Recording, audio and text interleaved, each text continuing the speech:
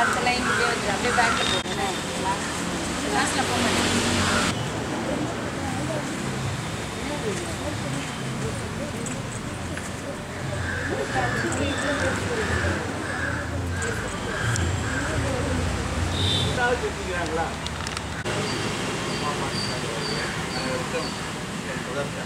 வணக்கத்தை தெரிவித்துக் கொள்கிறேன்.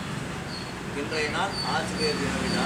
உங்களுக்கு தெரியும், டாக்டர் சர்வப்பள்ளி ராதாகிருஷ்ணனுடைய சர்வப்பள்ளி அவர் போல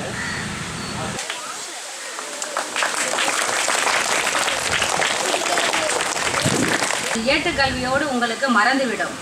அதை உங்களுக்கு ஒரு செயல் விளக்க முறையில் அவரை பற்றி தெரிந்து கொள்ள வேண்டும். அதுக்கு ஒரு கட்டுரை போட்டி வைக்கும்போது நீங்கள் உங்கள் ஆசிரியர் பெருமக்கள் நெட் சென்டர் போயிட்டு தேவையான மெட்டீரியல் கலெக்ட்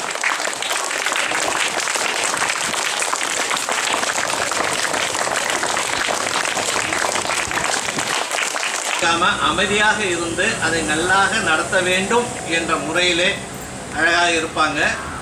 இப்போதான் ஒரு குறிக்கோளாக இருக்க வேண்டும். அந்த பணி இதுக்கே என்னுடைய பணி முடியல.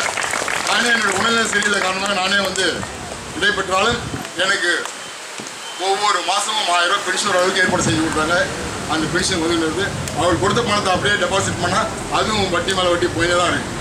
5 வருஷம் நான் 3 வருஷம் 4 வருஷம் ஆகி போச்சு. அதுக்கு உதவி தான் இருக்குது. என்னென்ன செய்யணுமோ எனக்கு செய்ய வேண்டிய எல்லாமே செஞ்சுட்டாங்க.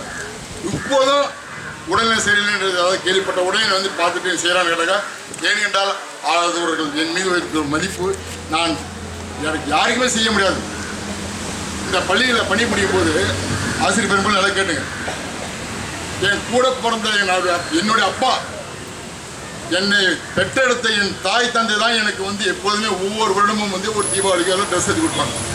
அது யாருமே செய்ய மாட்டாங்க.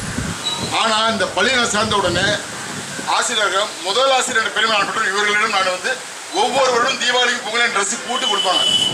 அவருடைய சொந்த பிள்ளையாக என்னை வழி நடத்தி எனக்கு செஞ்சாங்க. அதே மாதிரி என்னுடன் பணிபுரிந்த சில ஆசிரியர்களும் அவர்களை நான் அவர் சொல்படி நடக்க வச்சா அவர்களுக்கும் செஞ்சாங்க. பூ செஞ்சு நிற்கிறாங்க. முன்னாள் ஆசிரியர் அழைத்து இப்போதும் ஒவ்வொரு வருடமும் அந்த பொங்கல் என்று அழைத்து அவர்களுக்கு வேண்டிய மரியாதை செலுத்துகிறார்கள். யாராவது செய்வாங்களா? வேலைக்கு வந்தால் போட்டால் முடிஞ்சு போய் அதோட கேட்டுட்டு வேலையை பாராட்டணும். அடுத்தது பற்றி சிந்திக்க மாட்டாங்க. அப்படிப்பட்ட காலகட்டத்தில் நீங்கள் செஞ்சுக்கிறனாக்கா அது யாருக்குமே கிடைக்காது. அதேமாதிரி நீங்களும் செய்ய வேண்டும் என்றுதான் என்னோட ஆவல்.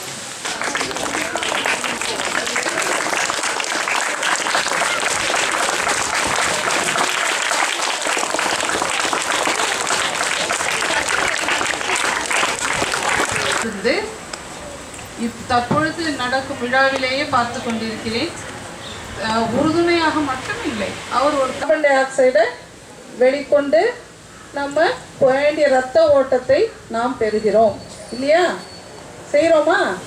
அதுதான் அந்த சுவாசம் போல் இருப்பவர்கள்